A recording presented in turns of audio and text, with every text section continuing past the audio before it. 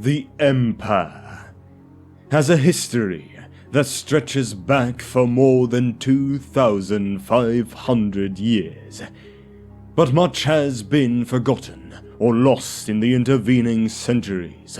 War, fire, flood, and even conspiracy have helped to hide much of the historical record, whether it was recorded in books and scrolls or preserved in the form of artifacts. Present-day Imperial scholars dig and research to discover the hidden truths of the past, but the gaps are many, and their conclusions are often simply wrong or skewed to match their preconceptions and political or religious ideology. Also, some truths are best kept secret from the people of the Empire, lest their revelation spread panic or doubt amongst a previously docile populace. And it is not just uncovering a horrible truth that must be feared, but also dealing with those who would rather keep that information to themselves.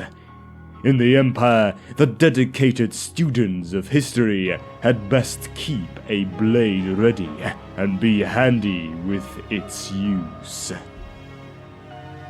No one now knows when humanity first entered the old world, or from whence they came, though the most ancient records of the dwarves record the steady movement of humans over the World's Edge Mountains over a period of several centuries, sometimes fleeing more powerful tribes of men, other times fleeing the rampaging hordes of greenskins. The earliest known of these migrant peoples are mentioned in the Chronicles of Nirn, Shieldbreaker, an ancient king of Karas-Karak.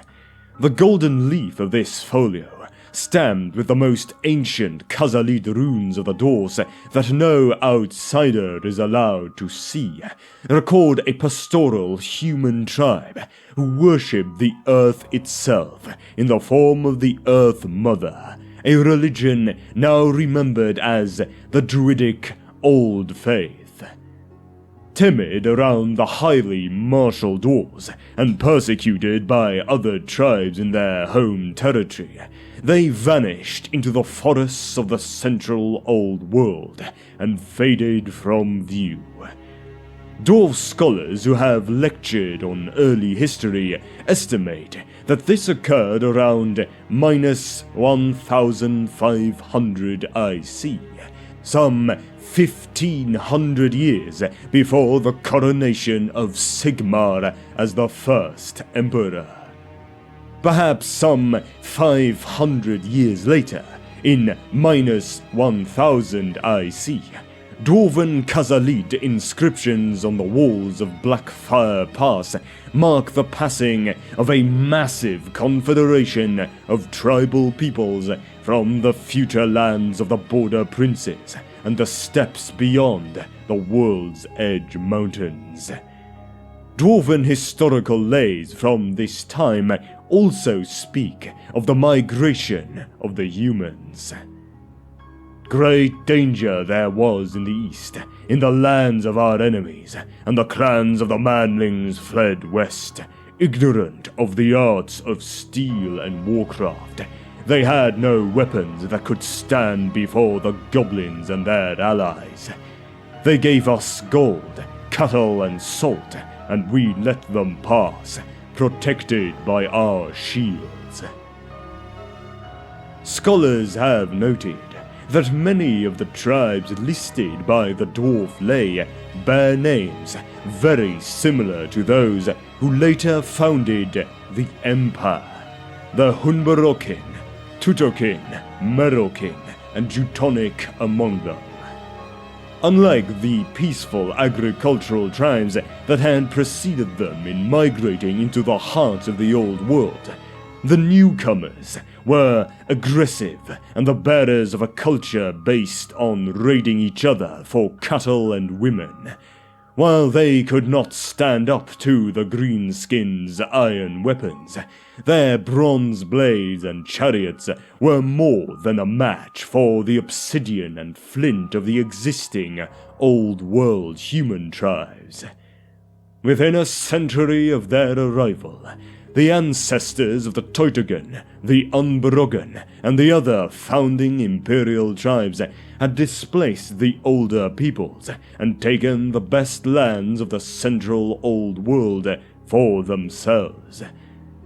The shield provided by the dwarf halls of the World's Edge Mountains gave some protection, but as dwarven power declined, increasing numbers of orc and goblin warbands found their way through into human lands. They made their hideouts deep within the forests or among the rugged hills and raided the nearby human tribes. Even worse creatures would find their way through the high mountain passes from the south and east, including Chaos Warriors looking for glory for their dark gods, and mutants looking for food and slaughter.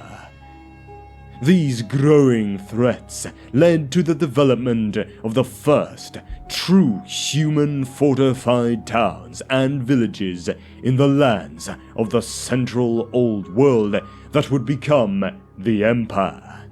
In the west, the Unberogens founded a walled village at the confluence of the Reich and Talabek rivers, naming it Reichdorf. In the south, Talian merchants from the once ruined elven city of Miragliano built a fortified trading post on the ruins of an abandoned high elf settlement that quickly became a rallying point for the local tribes in times of trouble. This settlement grew over time and became the city of Nuln. In the north, the Teutogens continue to search for a safe place for their people, until a vision from their patron god Ulrich, the Lord of Winter and Wolves, led them to a flat-topped mountain that stood like a fortified island among the surrounding dense forest lands. There they built their great settlement of Middenheim and named the mountain the Faustschlag, though it is today more commonly known as the Ulrichsburg.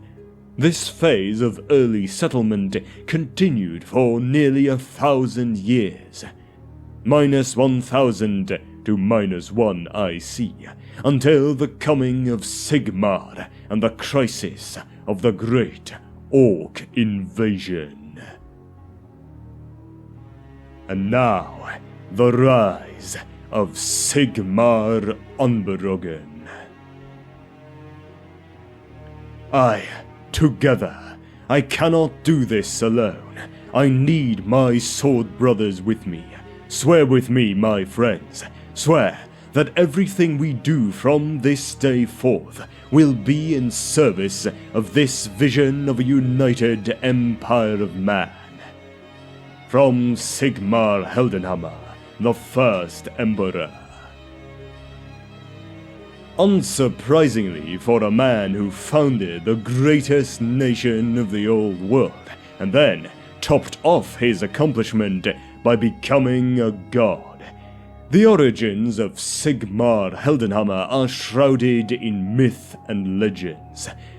Although the Sigmarite cult itself insists that all the stories are true and accepted as religious dogma, even those that outright contradict each other, Imperial and Dwarf scholars agree that Sigmar was born to a family that belonged to the clans of the northern Unberogens, probably at Reichdorf.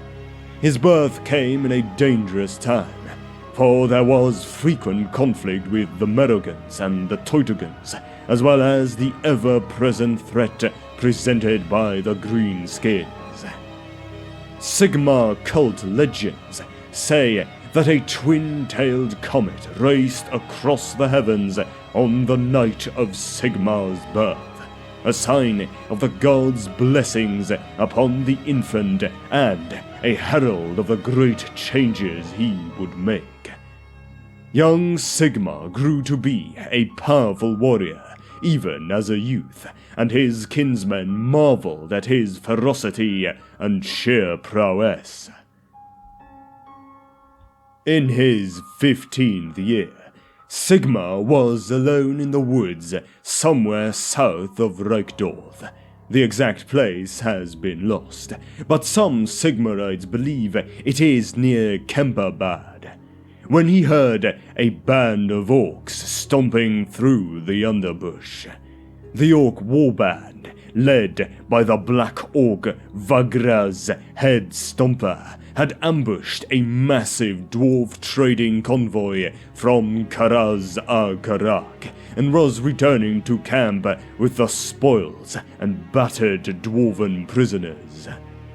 Sigmar and his own warband waylaid the orcs and slew them all in an epic battle beneath the boughs of the forest, where it is said that he was thrown a golden warhammer by a captive dwarf to fight the orcish warlord.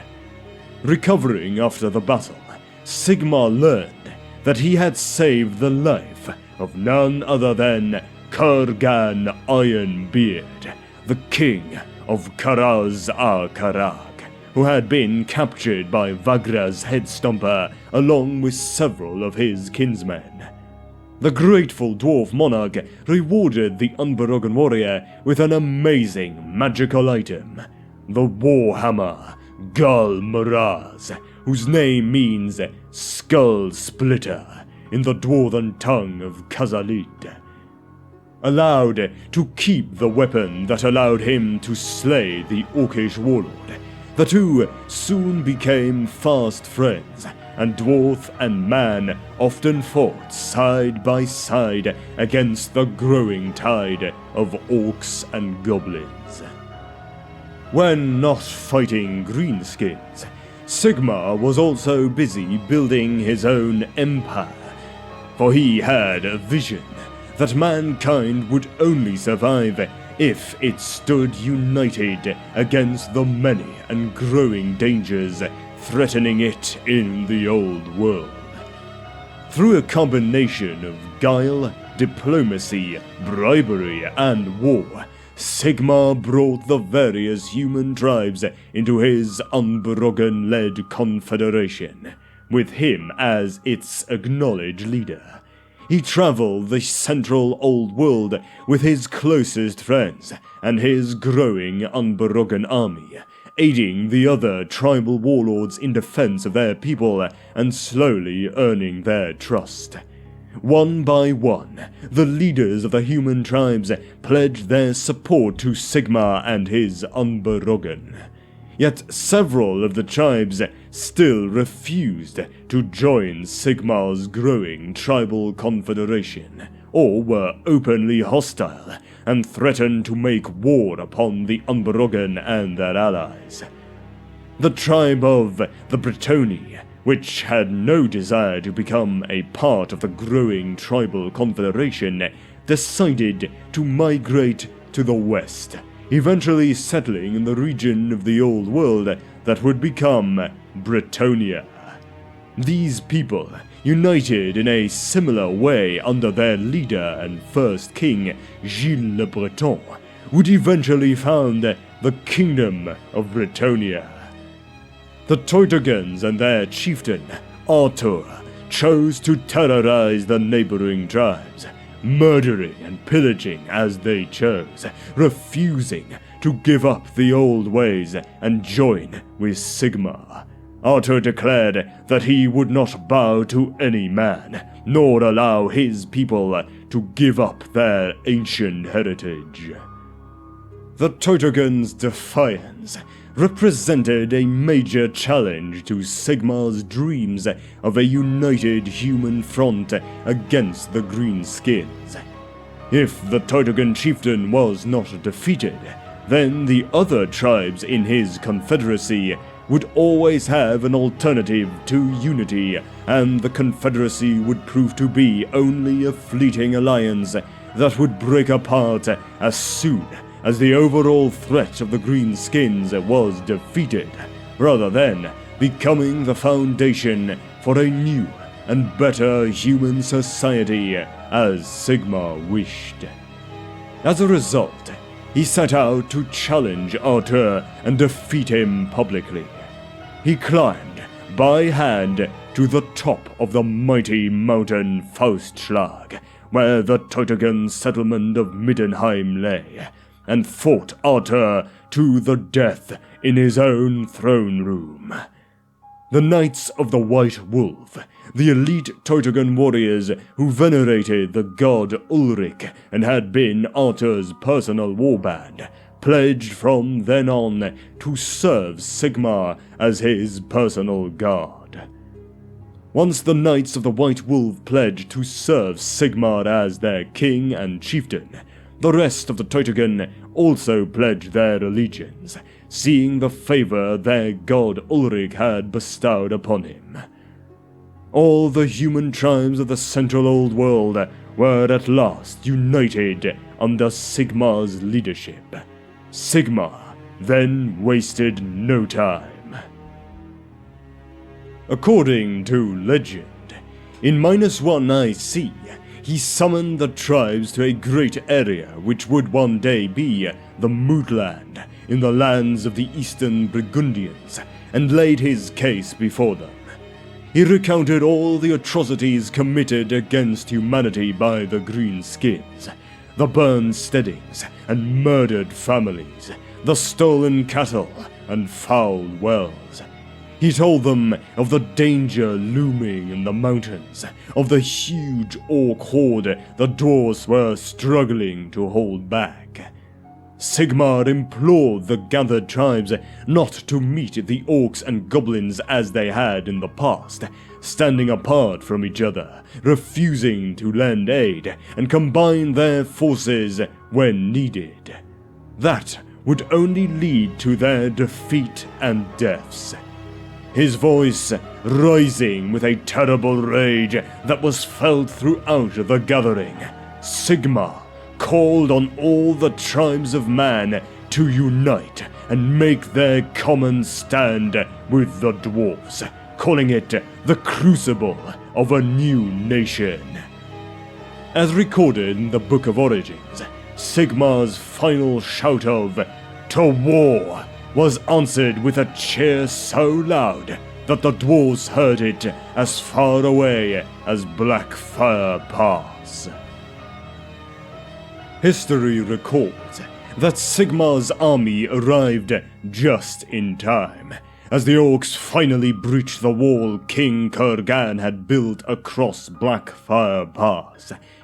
Leading the charge from the chariot of Sigurd, chieftain of the Burgundians, Sigmar fell upon the Greenskins as if he were the god Ulrich himself. The force of the human assault stopped the orc and goblin advance, then began pushing it back. The dwarves saw this as their opportunity and charged from the forts and towers and fell upon the Greenskins' flanks. Fear overcame the Greenskins and they began to break ranks and flee. Their leader, Warlord Urgluk Bloodfang, rallied his forces and made a counterattack. Charging, he and his warband came face to face with Sigmar and his Knights of the White Wolf. Sigmar and the Orc Warlord entered into single combat, while Sigurd and his elite Burgundian warriors battled Bloodfang's Black Orc bodyguards. Hammer clashed with cleaver as the two struggled for advantage. After nearly an hour of fighting, Sigmar killed the Orc Warlord with a mighty double blow, first breaking the hand that held the cleaver, then smashing Bloodfang's skull on the return stroke. The death of their leader was also the death of the Orc army, which broke and ran in utter panic. The slaughter that followed was terrible to behold, as the armies of man and dwarf fell upon their most hated foes. It is said that there has never been a greater concentration of crows in all the world than that which gathered to feast on the stinking and unburied corpses of the greenskins at Blackfire Pass. So many died that day that it would be over 1,000 years before the orcs and goblins could again rise such an army, even with their prodigious, if unknown, reproduction rates. The founding of an empire. From 0 to 50 IC. After the Battle of Blackfire Pass, the humans returned to their lands, but not to their old ways. All the tribal chiefs recognized that humanity was safer united rather than divided, and they knew that only one among them could truly make that unity a reality. Thus, at Reichdorf, 1 year after the Battle of Blackfire Pass, the Jarl Ulrich, High Priest of the Cult of Ulrich, placed a crown of gold and ivory, a gift from the dwarfs, upon Sigmar's head, and proclaimed him Emperor before the assembled representatives of the human tribes. Before him, the tribal chiefs knelt and swore brotherhood to each other and fealty to Emperor Sigmar and the newborn empire. This moment marks the start of the imperial calendar and occurred in the year 1 IC. Yet, for all the talk of human unity, Sigmar knew his people and knew that their attachments to the old tribes were too strong to simply be erased. He also acknowledged that the lands of the Empire, from the Grey Mountains in the west to the World's Edge Mountains in the east, and from the Sea of Claws in the north to the Vaults in the south, were simply too big to govern as a centralized realm. He therefore made the best of the political situation and made the chieftains of the 12 tribes counts of the empire. Each count would be sovereign in his own lands, subject only to the laws and edicts the emperor made for the empire as a whole.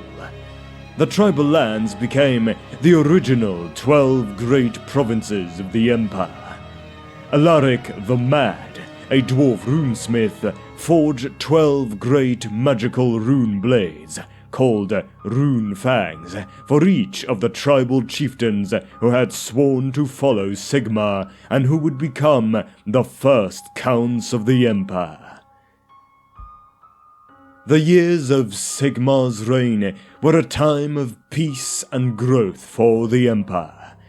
Sigmar decreed the building of 2 great roads, the first from Reichdorf, now called Altdorf, to Middenheim, and the second from Altdorf to Nuln along the banks of the Reich River, and thence to join the Old Dwarf Road in Averland. The Emperor hoped that the roads and rivers together would serve as a tie to bind the tribes to each other and inhibit their natural centrifugal tendencies to come apart. Peace and good weather brought regular harvests, and eventually a booming population. The new Imperials cleared land and laid the foundations for new towns and cities, sometimes over the remains of their fortified tribal camps, other times on unspoiled new lands. The Talutans discovered a vast crater in the midst of the great forest, within which they built their chief city, Tollerheim. The Burgundians founded both Averheim and Streysen as fortified trading posts, and eventually at Averheim the Counts of Averland built their great fortress, which has never fallen. Middenheim grew wealthy as the religious capital of the empire, as Ulrich was Sigmar's favored deity. Many Imperials tried to curry favor with the ruler by making donations to his preferred religion. In the south, Nuln prospered as trade along the rivers to and from the dwarf holes of the World's Edge Mountains expanded after the coming of peace. The city grew so powerful and wealthy compared to the rest of the province, then known as Wissenland, that the Counts of Wissenland eventually moved their seat of government there from their former town of Feildorf.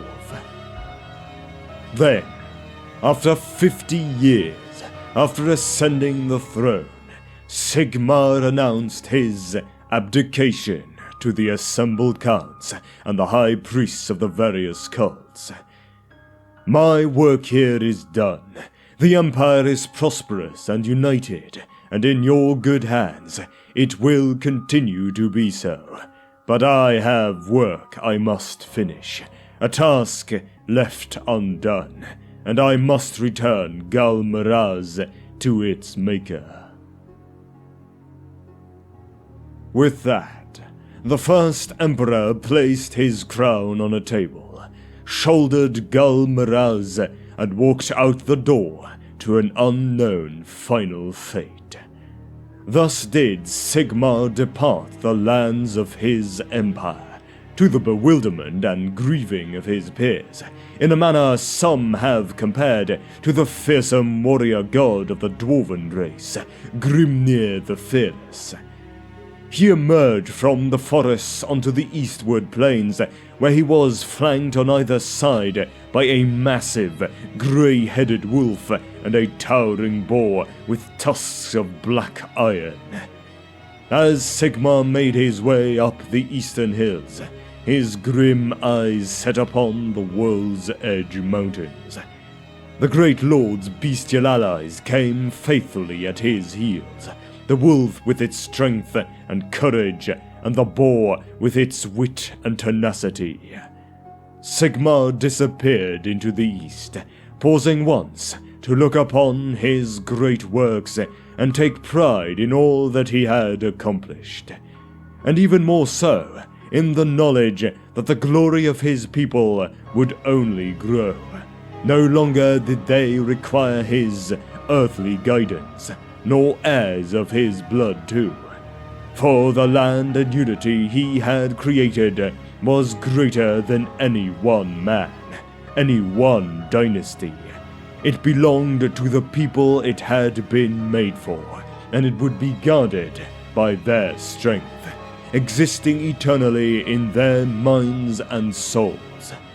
They were all his heirs, who would take up his mantle and rule the land in his absence, raising his mighty hammer in honor of the indomitable spirit of humanity and in praise of Ulrich, who had in his benevolence granted him victory.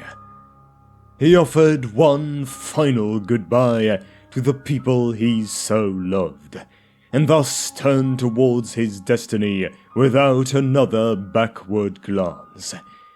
He had now reached the climax of Ulrich's wolf path. His reward now stood before him, earned through strength, bloodshed, and unsurpassed heroism, to take his rightful place in the everlasting company of the gods.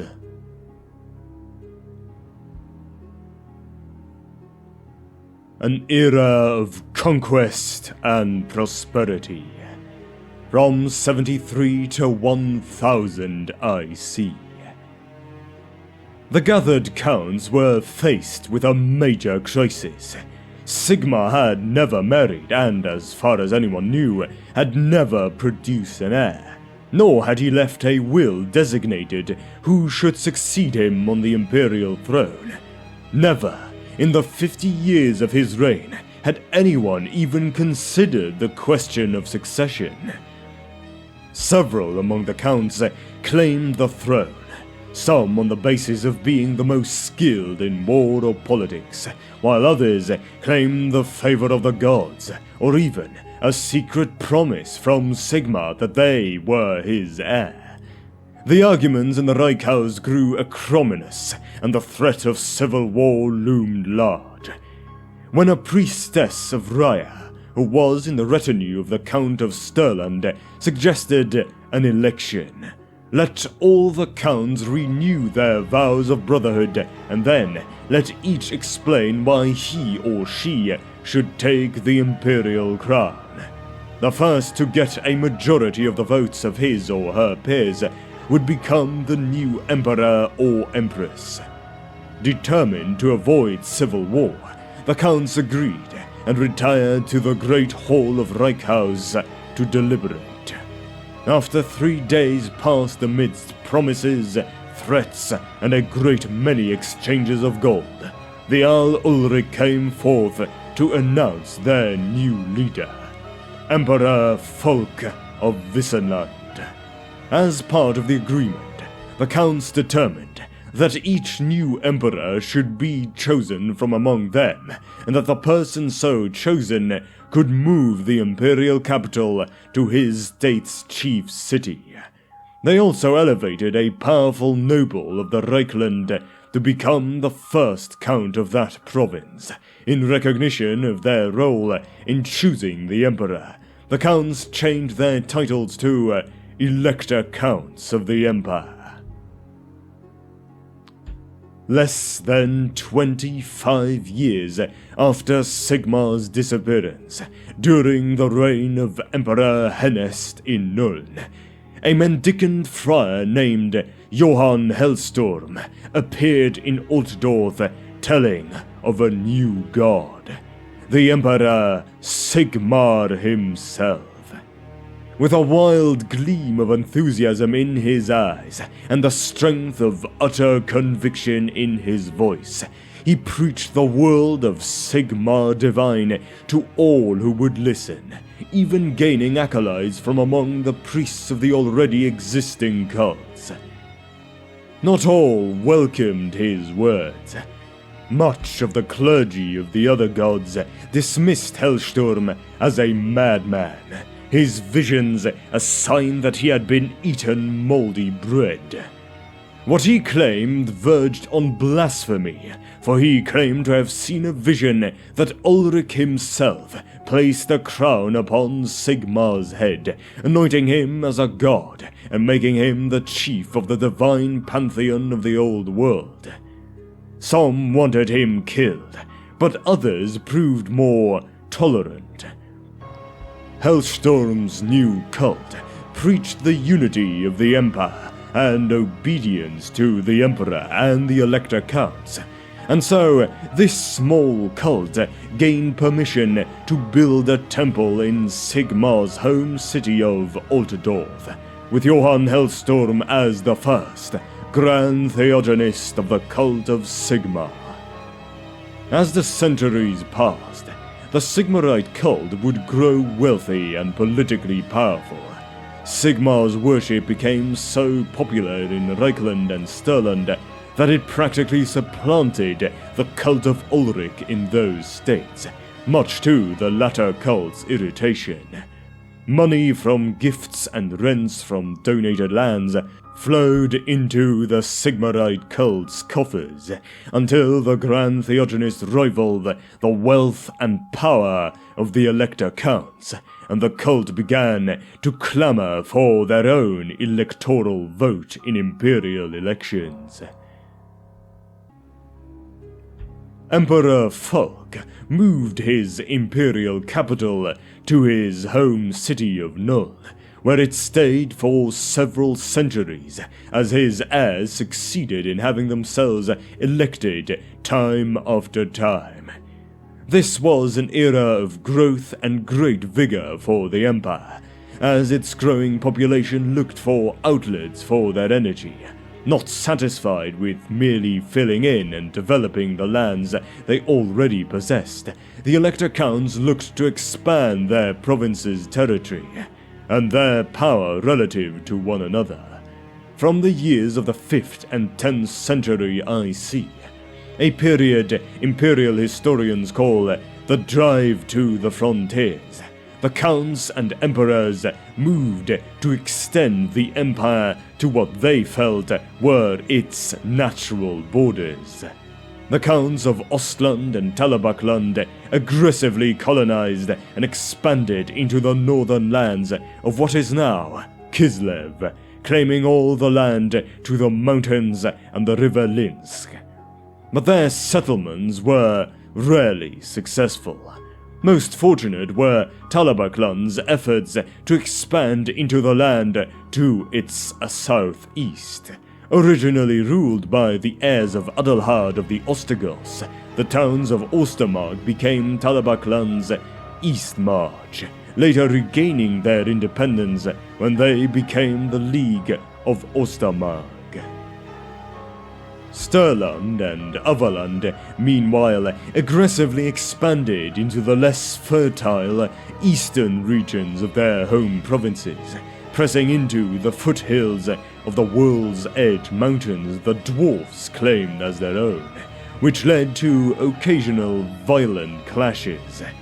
In the process, they incorporated the lesser tribes and small kingdoms of related human peoples that had never joined Sigmar's confederation, particularly the Fanones, whose lands became the new imperial province of Sylvania under the domination of Sturland.